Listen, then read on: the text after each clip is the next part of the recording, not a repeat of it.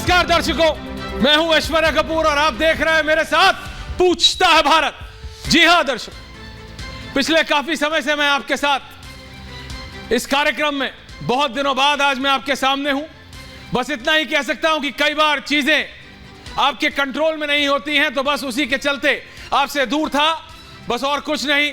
तो शुरू करते हैं पूछता है भारत। और इतना बता दूं आपको कि पूछता है भारत और पूछता रहेगा भारत। मैं 4 दिन क्या नहीं था यहां, भारत के राजनेताओं क्या ये सब अपनी सुध-बुध खो बैठे? राम मंदिर का विरोध, राम लला का अपमान, और जिसको कुछ नहीं मिल रहा वो हिंदू मुसलमान कर दे रहा है। क्या मतलब है इन सब का, इन सब टिप्पणियों का? किसको खतरा है राम मंदिर से? पूछता है भारत, आपसे पूछ रहा हूं मैं। प्रभु श्री राम के मंदिर बनने से किसको डर है? ये आप पूछिए अपने आप से, जवाब मिल जाएगा। मतलब हां, ये मैं कह सकता हूं कि पापियों को जरूर चिंता होना चाहिए, पापियों को जरूर चिंतित होना चाहिए, पापियों को, किसी और को नहीं। लेकिन सिर्फ राजनीतिक रोटियां सेकने के लिए कभी मंदिर पर, कभी प्रतिमा पर, तो कभी समय पर टिप्पणियां हो रही हैं। अब हमारे राजनेताओं को समझ जाना चाहिए कि यह जनता यानी आप, यह पूरा देश भारत रामलला के साथ है, रामलला के साथ खड़ा है, राम मंदिर के साथ खड़ा है। और सिर्फ खड़ा ही नहीं, बल्कि पसार इंतजार कर रहा है 22 तारीख का।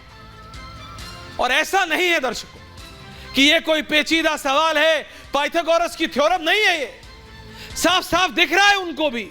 देश का माहौल कोई चांद से भी अगर देखेगा ना, तो आज उसे भारत राममय दिखेगा।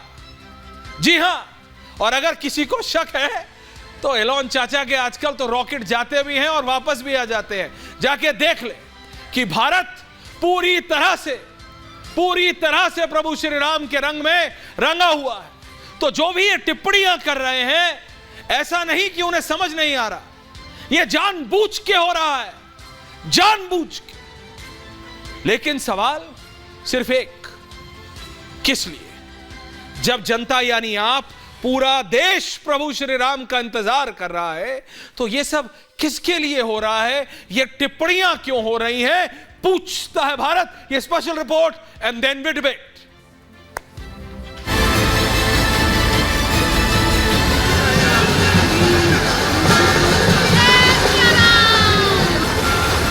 ये उमंग, ये उत्साह अयोध्या से 1000 किलोमीटर दूर पंजाब का है, लेकिन इसकी चमक पूरे देश में पहुंच रही है।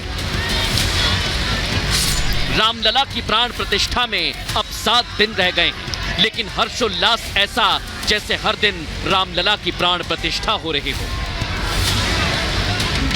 पीएम मोदी भी इस प्राण प्रतिष्ठा का बेसब्री से इंतजार कर रहे हैं। यही वजह है कि पीएम मोदी किसी सभा में हो या फिर कार्यकर्ताओं का मंच, प्रधानमंत्री अनायास ही प्राण प्रतिष्ठा में शामिल होने की अपनी खुशी को जताने से खुद को रोक नहीं पाते।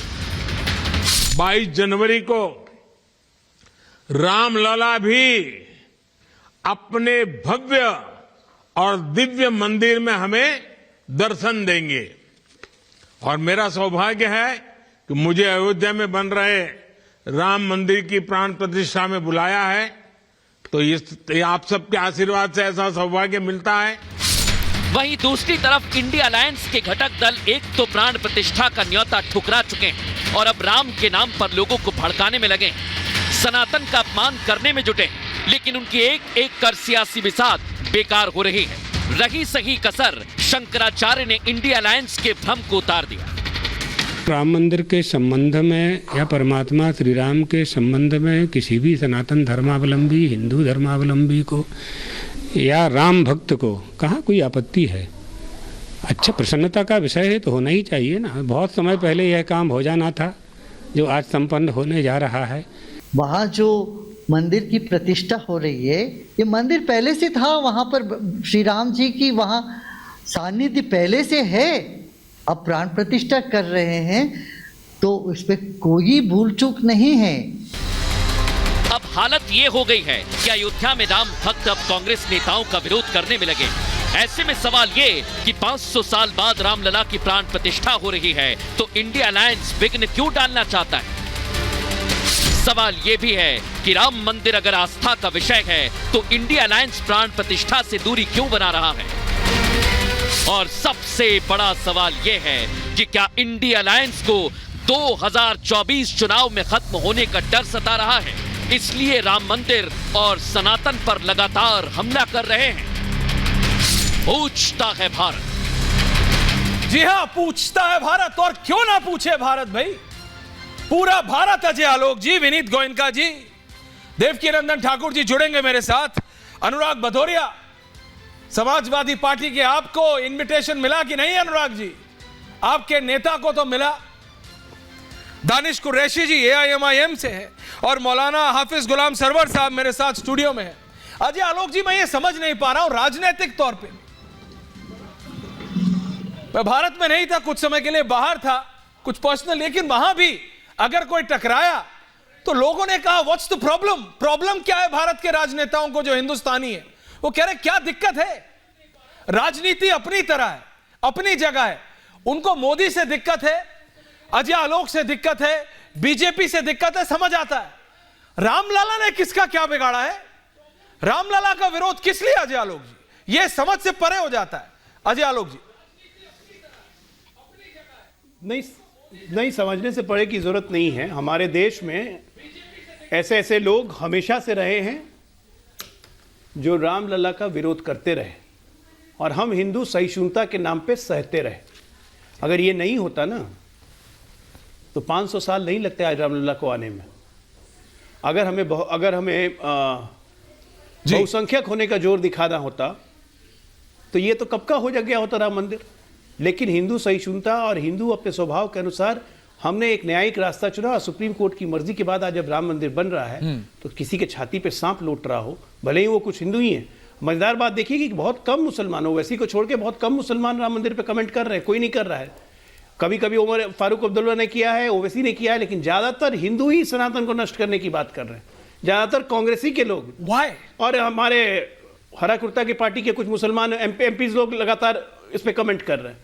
लेकिन मैं इस देश के मुसलमानों को, इस देश के लोगों को बस ये बताना चाहता हूं कि भाई दुबई से सबक लो ना, वो भी तो इस्लामिक नेशन है, लेकिन वहां पे हिंदुओं की आबादी 15 से 20 लाख के बीच में है, लेकिन उसका भी सम्मान करते हुए दुबई की सरकार वहां पे हिंदू मंदिर बनवा रही है।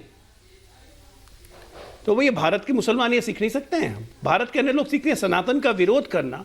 और राम मंदिर सिर्फ ये हिंदू मुसलमान का विषय नहीं है, ये हमारी भारतीय संस्कृति का प्रतीक है, ये हमारे हिंदुत्व का प्रतीक है। तमाम धर्म के लोग जो कहते हैं कि ठीक है मैं मुसलमान हूं लेकिन हिंदुत्व में विश्वास रखता हूं, बहुत लोग हैं ऐसे। जो हिंदुस्तान में रह रहा है, भारत में रह रहा है, उसको हिंदुत्व में विश्वास है, ये हमारी संस्कृति, हमारी सभ्यता का प्रतीक है। लेकिन उसके बावजूद भी जानबूझ के अपमानजनक बोलना, रामलला को डिग्रेड करना, डेनिग्रेट करना, ये आदत हो गई है अजय आलोक जी। इनको लगता है कि ये बोल के जी हम मुसलमानों को ज्यादा खुश कर लेंगे। नहीं, ये मैं समझ नहीं अपीजमेंट के कारण बोला जा रहा है, कुछ नहीं। सबको सिर्फ मुसलमान के वोट चाहिए और हिंदू का अपमान करके। ओके।